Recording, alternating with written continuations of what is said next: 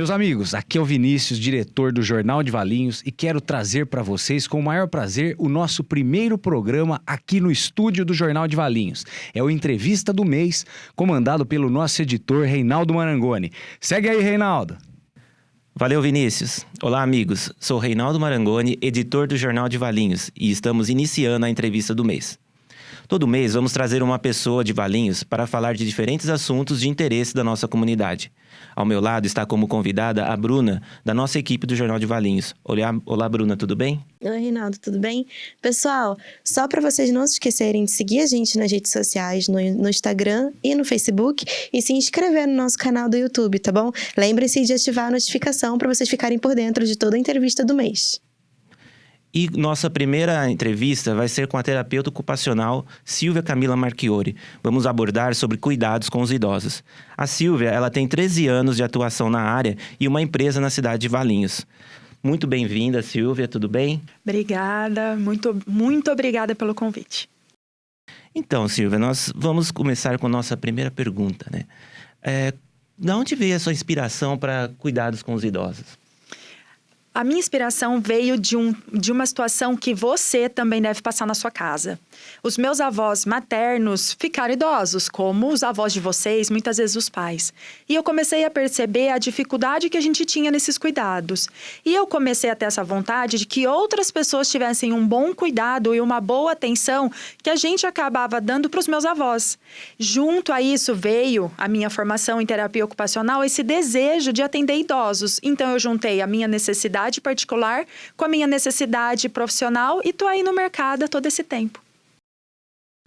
Uma projeção que o IBGE ele fez que o Brasil vai ter, logo, 38,5 milhões de idosos. Isso representa 17,4% da população. Essa projeção foi feita para 10 anos, né? Diante desse quadro que nós estamos notando, como que os adultos devem fazer desde já para planejar a sua velhice? Principalmente no aspecto das doenças, como diabetes, ou outros problemas causados pelo alcoolismo, pelo vício ao tabaco. Perfeito. A gente sempre acha que envelhecer começa a partir dos 60 anos. Existem pesquisas que mostram que o envelhecimento começa a partir dos 25, 30 anos. Então, você acha que tá tempo, não preciso mudar meus hábitos agora, porque eu vou envelhecer com 60 anos? Não é assim. A gente começa a se planejar como a gente quer envelhecer agora, no dia de hoje. Então, mude seus hábitos. Essa história que a gente já conhece, de controle de estresse, a questão da saúde, de ir ao médico, o controle dos seus exames, dos índices básicos que você pode gerenciar na sua saúde, começa agora. Por quê? Você vai estar trilhando um bom caminho para o envelhecimento.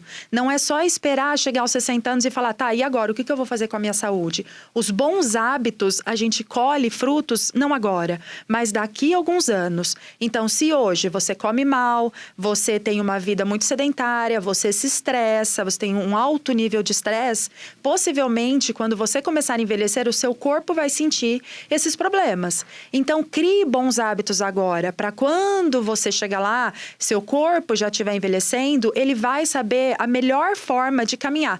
Mesmo que você tenha algumas doenças associadas no envelhecimento, se você já tivesse preparado, é outro cenário. Camila, me conta um pouquinho quais são os cuidados que a família deve ter com o idoso. Por exemplo, colocar um aparelho para ele poder segurar uma barra de ferro, né, no banheiro, o conforto, a segurança, a saúde do idoso. Como é que fica esse cuidado com a família? Ótimo. A gente tem que sempre olhar primeiro para esse idoso, o que ele tem. E o que ele consegue fazer sozinho. Isso vai dar o olhar para vocês aí em casa do que precisa ser feito. Então, eu olhei esse idoso que está na minha residência, o que ele tem e o que ele consegue fazer. E vou olhar o ambiente que ele está inserido. A partir daí, eu vou fazer pequenas adaptações. Então, a gente tem barra, a gente tem fita para colocar no chão para não escorregar. A gente pode adequar o ambiente mudando os móveis de lugar. A gente pode adequar o carro. Existem hoje carros adaptados.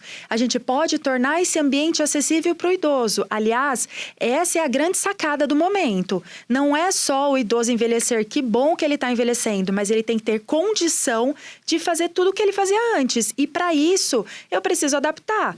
Talvez eu precise adaptar a roupa. Então, se antes era botão, eu preciso pôr velcro numa camisa. Ou eu preciso trocar a calça que era de zíper e colocar uma calça de elástico. Então, são pequenas adaptações que ainda assim tornam esse idoso independente. Mas reforço, não é qualquer idoso. Precisa ver o que ele consegue fazer para que isso seja estimulado.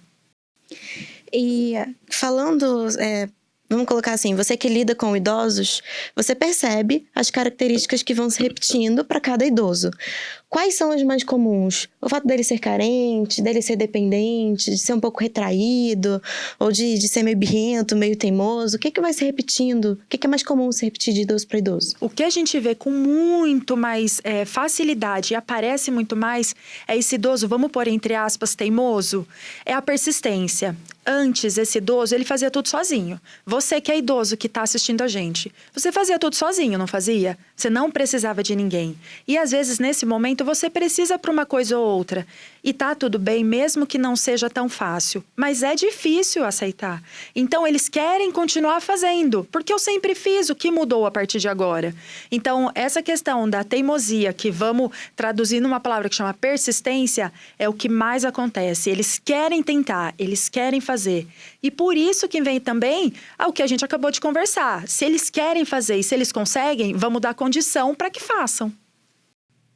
E pegando embalo nessa pergunta, a respeito de ser carente, né? Isso muitas vezes pode ser um sinal de depressão. Como vocês, profissionais, e orientam a família para identificar isso e dar todo o suporte para esses momentos aí na vida do idoso? Sempre observa o que esse idoso, as características que ele tinha antes e que ele tem agora.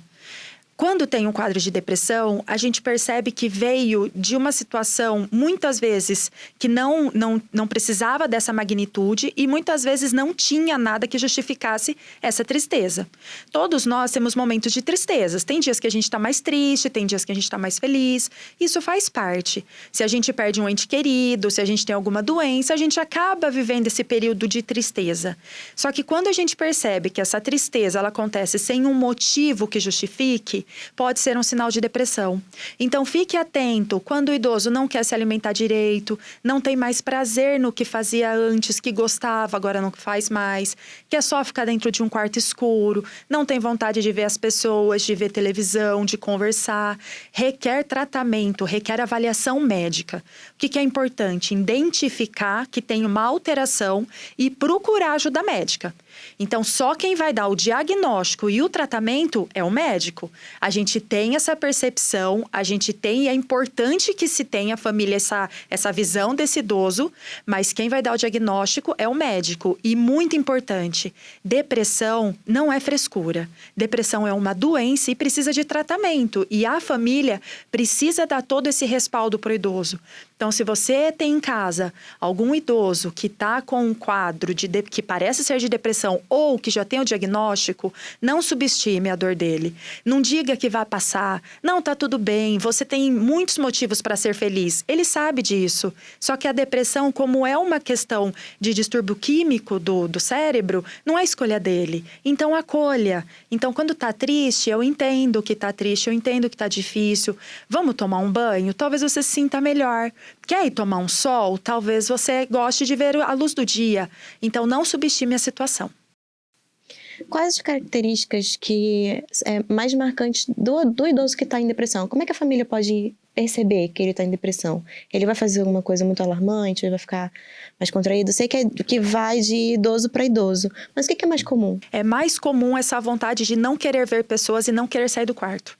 Eu quero ficar num quarto escuro. Fecha a janela. Uma coisa que pode acontecer na depressão e que a gente acaba não dando muita atenção, muda o padrão de sono. Começa a não ter aquelas horas contínuas de sono ou dorme mais do que o esperado. Então, sempre observe essas pequenas alterações.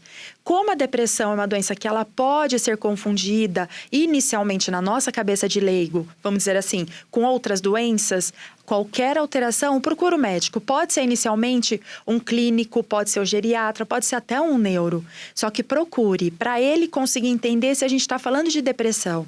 Então, fique atento. Essa tristeza permanente sem uma causa aparente, essa dificuldade de querer sair de casa, de fazer o que antes eu gostava. Se apareceu isso, acende uma luz amarela e acompanha. Não quer dizer que aconteceu hoje, aconteceu amanhã, é depressão. Não, mas precisa observar e ficar atento. Tá, outra coisa, Camila, como essa área de cuidado com o idoso está muito em expansão, quais são os requisitos necessários para a pessoa que quer seguir essa profissão? Ótimo, muito boa pergunta. Ser cuidador, antes de tudo, é uma vocação. Não é ser cuidador, não é eu não tenho outra opção, porque é uma área que requer conhecimento e requer habilidade. Não é fácil cuidar de outra pessoa, independente do que ela tenha. Então, quem quer ser cuidador, primeiro, tem habilidade? Você gosta disso? Isso já é o primeiro passo. Segundo, tem que se profissionalizar. E não precisa buscar cursos caros, não. Existem muitos cursos aqui na nossa região de horas e que tem um bom currículo que vai te ajudar com essa parte teórica.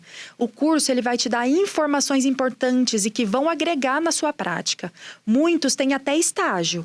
Então, se você quer ser cuidador, primeira coisa é olhar. Eu tenho habilidade? E segunda é buscar um curso para você estar bem preparado para o mercado. Bacana. E nesse curso vocês abordam o quê, assim? Quais as orientações que vocês passam para as pessoas que participam? De maneira geral, os cursos eles abordam muito essa questão do envelhecimento normal, do envelhecimento patológico, as doenças que são muito comuns nos idosos e como lidar com cada uma delas. Também vai ensinar a questão de como lida com uma sonda para passar dieta, como faz transferência da cadeira para a cama, da cama para a cadeira, como dar um banho. Então, vai abordar assuntos da prática que esse cuidador vai vivenciar nas residências, nas instituições, aonde ele esteja cuidando. Por isso que é tão importante fazer o curso, porque às vezes só a prática, ela não dá conta. A gente precisa de mais conhecimento para conseguir lidar em algumas situações especiais. Bacana. Camila, eu gostaria de agradecer a sua presença aqui, por ter aceitado o nosso convite. E, amigos, ficamos por aqui.